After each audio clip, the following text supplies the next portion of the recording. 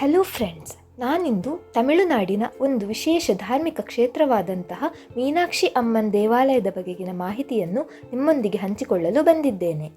ನಮಗೆಲ್ಲ ತಿಳಿದಿರುವಂತೆ ದಕ್ಷಿಣ ಭಾರತವು ಸಾಕಷ್ಟು ಧಾರ್ಮಿಕ ಆಕರ್ಷಣೆಗಳಿಂದ ಕೂಡಿರುವ ಪ್ರದೇಶವಾಗಿದೆ. ಇಲ್ಲಿನ ಎಲ್ಲ ರಾಜ್ಯಗಳಲ್ಲೂ ಉತ್ಕೃಷ್ಟವಾದ ಹಾಗೂ ಸಾಕಷ್ಟು ಮಹತ್ವ ಪಡೆದ ತೀರ್ಥಯಾತ್ರಾ ಕೇಂದ್ರಗಳನ್ನು ನಾವು ಕಾಣಬಹುದು. ಅದರಲ್ಲೂ ವಿಶೇಷವಾಗಿ ದೇವಾಲಯಗಳ ರಾಜ್ಯ ತಮಿಳುನಾಡು ಸಾಕಷ್ಟು ಧಾರ್ಮಿಕ ಮಹತ್ವ ಪಡೆದ ರಾಜ್ಯವಾಗಿದೆ. ಅವುಗಳಲ್ಲೊಂದು ಮದುರೈನ ಮೀನಾಕ್ಷಿ ಅಮ್ಮನ್ ದೇವಾಲಯ. ಹಾಗಾದರೆ ಬನ್ನಿ ಫ್ರೆಂಡ್ಸ್, ಈ ದೇವಾಲಯದ ಅದ್ಭುತ ದಂತಕಥೆಯ ಬಗ್ಗೆ ತಿಳಿದುಕೊಳ್ಳೋಣ. ಒಂದು ದಂತಕಥೆಯ ಪ್ರಕಾರ, ಹಿಂದೆ ಮಲಯಧ್ವಜ ಪಾಂಡ್ಯ ರಾಜನ ಪತ್ನಿಯಾದ ಕಾಂಚನಾಮಲೈಳಿಗೆ ಹಿಂದಿನ ಜನ್ಮದಲ್ಲಿ ಕನಸೊಂದರಲ್ಲಿ ಸ್ವತಃ ಪಾರ್ವತಿಯೇ ಪ್ರತ್ಯಕ್ಷಳಾಗಿ ಅವಳು ಮುಂದಿನ ಜನ್ಮದಲ್ಲಿ ದೇವಿಯೊಬ್ಬಳ ತಾಯಿಯಾಗುತ್ತಾಳೆ ಎಂದು ಹೇಳಿದ್ದಳಂತೆ. ಅದರಂತೆ ಮುಂದೆ ಕಾಂಚನಾಮಲೈ ಮಲಯಧ್ವಜನ ಮಡದಿಯಾಗಿ ಸಂತಾನ ಬಯಸುತ್ತಿರುವ ಸಂದರ್ಭದಲ್ಲಿ ರಾಜನು ಪುತ್ರಕಾಮೇಷ್ಟಿ ಯಜ್ಞವನ್ನು ನಡೆಸುತ್ತಾನೆ. ಆ ಯಜ್ಞ ನಡೆಸುತ್ತಿರುವಾಗ ಅಗ್ನಿಯಿಂದ ಪಾರ್ವತಿ ದೇವಿಯು ಹುಡುಗಿಯ ರೂಪದಲ್ಲಿ ಹೊರಬರುತ್ತಾಳೆ.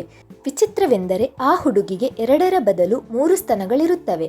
ಇದನ್ನು ಕಂಡು ರಾಜನು ಅಚ್ಚರಿಪಡುವಾಗ ಅಶರೀರವಾಣಿಯೊಂದು ಆಗಸದಿಂದ, ಎಲೈ ರಾಜನೇ, ಹುಡುಗಿಯ ಈ ರೀತಿಯ ಅಸ್ವಾಭಾವಿಕ ದೇಹರಚನೆಗೆ ಚಿಂತಿಸಬೇಕಾಗಿಲ್ಲ. ಅವಳು ತನ್ನ ಬಾಳಿನ ಪತಿಯನ್ನು ಕಂಡೊಡನೆಯೇ 3ನೆಯ ಸ್ತನ ತನ್ನಿಂದ ತಾನೇ ಅಳಿಸಿ ಹೋಗುತ್ತದೆ. ಹೀಗಾಗಿ ರಾಜನು ಯಾವ ಚಿಂತೆಯೂ ಮಾಡದೆ ಪುತ್ರಿಗೆ ತಡಾತಗೈ ಎಂದು ನಾಮಕರಣ ಮಾಡಿ ಅತಿ ಪ್ರೀತಿಯಿಂದ ಬೆಳೆಸುತ್ತಾನೆ. ಮೊದಲೇ ಈ ಹುಡುಗಿಯು ಪಾರ್ವತಿಯ ಅವತಾರ. ಹೀಗಾಗಿ ಸಕಲ ಶಸ್ತ್ರಾದಿಗಳನ್ನು, ಯುದ್ಧ ವಿದ್ಯೆಗಳನ್ನು ಅತಿ ಸರಾಗವಾಗಿ ಹಾಗೂ ಅಷ್ಟೇ ಪರಿಣಾಮಕಾರಿಯಾಗಿ ಕಲಿಯುತ್ತಾಳೆ. ಹೀಗೆ ಬೆಳೆದ ತಡಾತಗೈ 4 ಲೋಕಗಳಾದ ಬ್ರಹ್ಮಲೋಕ, ವೈಕುಂಠ, ಅಮರಾವತಿ ಹಾಗೂ ಕೈಲಾಸಗಳನ್ನು ವಶಪಡಿಸಿಕೊಳ್ಳಲು ಮುನ್ನುಗ್ಗುತ್ತಾಳೆ. ಇವಳು ಪಾರ್ವತಿಯ ಅವತಾರವೇ ಆಗಿರುವುದರಿಂದ ಎಲ್ಲ 3 ಲೋಕಗಳನ್ನು ಅತಿ ಸುಲಭವಾಗಿ ಗೆದ್ದು ಕೊನೆಯದಾಗಿ ಕೈಲಾಸಕ್ಕೆ ತೆರಳುತ್ತಾಳೆ. ಅಲ್ಲಿಯೂ ಸಹ ಭೂತಗಣರನ್ನು, ನಂದಿಯನ್ನು ಬಲು ಸುಲಭವಾಗಿ ಸೋಲಿಸುತ್ತಾಳೆ. ಕೊನೆಯದಾಗಿ ಶಿವನನ್ನು ಗೆಲ್ಲಲು ಅವನ ಹತ್ತಿರ ತೆರಳಿದಾಗ ಅವಳಿಗೆ ಶಿವನಲ್ಲಿ ಪ್ರೀತಿಯುಂಟಾಗಿ ನಾಚಿಕೊಂಡು ಬಿಡುತ್ತಾಳೆ. ತಕ್ಷಣವೇ ಅವಳ 3ನೆಯ ಸ್ತನವು ಮಾಯವಾಗಿ ಹೋಗುತ್ತದೆ.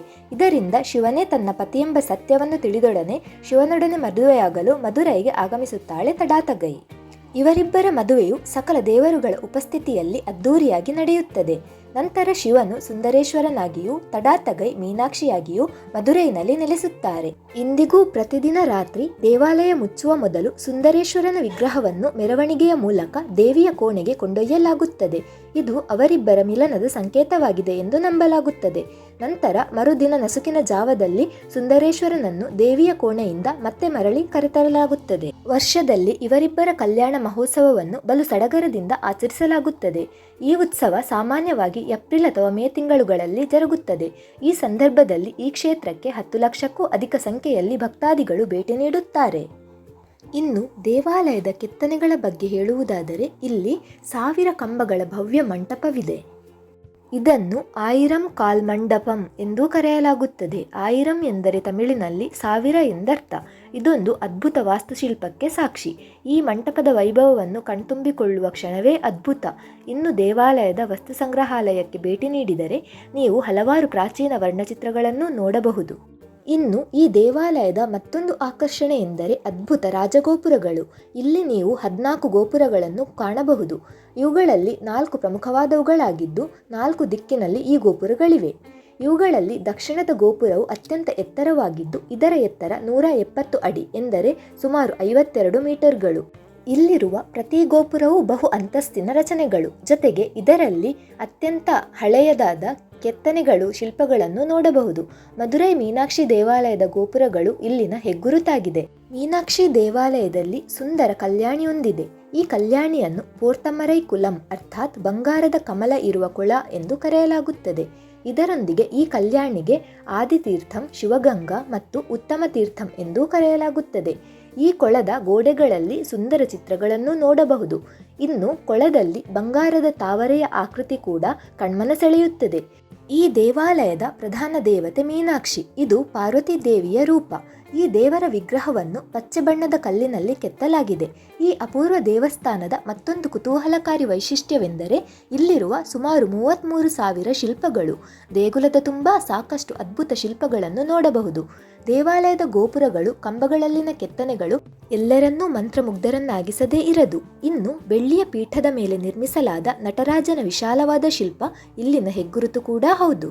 ಈ ದೇವಾಲಯದಲ್ಲಿ ಪ್ರತಿ 12 ವರ್ಷಕ್ಕೊಮ್ಮೆ ಅಗತ್ಯ ಮರುನಿರ್ಮಾಣ, ಗೋಪುರಗಳ ಸ್ವಚ್ಛತೆ, ಗೋಪುರದಲ್ಲಿರುವ ಶಿಲ್ಪಗಳನ್ನು ಸರಿಪಡಿಸಿ ಬಣ್ಣ ಬಳಿಯುವ ಪ್ರಕ್ರಿಯೆಯನ್ನು ಮಾಡಲಾಗುತ್ತದೆ. ಅಂದರೆ ದೇವಾಲಯದ ವೈಭವ ಶಾಶ್ವತವಾಗಿ ಉಳಿಯುವ ಸಲುವಾಗಿ ಇಂತಹ ಕ್ರಮಗಳನ್ನು ಕೈಗೊಳ್ಳಲಾಗುತ್ತದೆ. ಹೀಗಾಗಿ ಈ ದೇವಾಲಯ ಈಗಲೂ ತನ್ನ ಅದೇ ಸೌಂದರ್ಯವನ್ನು ಉಳಿಸಿಕೊಂಡು ಬರಲು ಸಾಧ್ಯವಾಗಿದೆ. ಇಲ್ಲಿನ ಸುಂದರ ಕೆತ್ತನೆಗಳು, ಭವ್ಯವಾದ ಮೂರ್ತಿಗಳು, ಕುಸುರಿ ಕೌಶಲ್ಯಗಳು ನಮ್ಮನ್ನು ಹೊಸದೊಂದು ಲೋಕಕ್ಕೆ ಕೊಂಡೊಯ್ದ ಅನುಭವವನ್ನು ತರುತ್ತದೆ. ಇಂತಹ ವಿಶೇಷ ದಂತಕಥೆಯುಳ್ಳ ಧಾರ್ಮಿಕ ಕ್ಷೇತ್ರವಾದ ಈ ದೇವಾಲಯವನ್ನು ಸಂದರ್ಶಿಸಿ ಶಿವಪಾರ್ವತಿಯರ ಕೃಪೆಗೆ ಪಾತ್ರರಾಗೋಣ. ಮಾಹಿತಿಯು ಇಷ್ಟವಾಗಿದ್ದಲ್ಲಿ ಪ್ಲೀಸ್ ನನ್ನ ಚಾನೆಲ್ ಅನ್ನು ಸಬ್ಸ್ಕ್ರೈಬ್ ಮಾಡಿ ಪ್ರೋತ್ಸಾಹಿಸಿ. Thank you friends.